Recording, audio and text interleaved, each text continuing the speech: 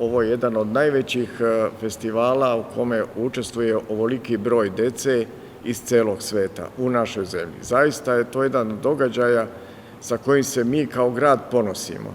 Ponosimo se ovom lepotom, ponosimo se mladošću, ali ponosimo se naravno i njihovom, rekao bih, izuzetnom radu, jer zaista svakome ko se bavi folklorom zna i verujem da je to vama svima poznato, da je to izuzetno naporan rad s jedne strane, a s druge strane postoji jedna velika, ogromna ljubav da se sačuva tradicija i stvaralaštvo naših naroda, u ovom slučaju naroda, ja bih slobodno rekao, iz celog sveta.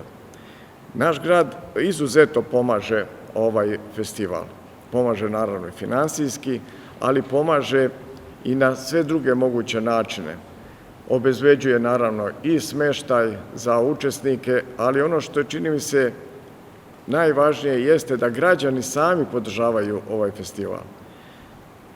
Svi smo svedoci da je tokom ovih prethodnih 16, pa ja verujem da će tako biti s ovim 17. festivalom, ogroman broj naših ljudi izlazio na ulice, pozdravljao tokom defilea ovu decu, aplaudirao im dok su oni igrali i to će, čini mi se, biti svakako i ove godine, a naravno družili se sa njima i na trgovima, na ulicama, ne samo u našem gradu, ja znam, imao sam prilike to i da vidim, i u Mokroj Gori, i na Zlatiboru, i u Republici Srpskoj.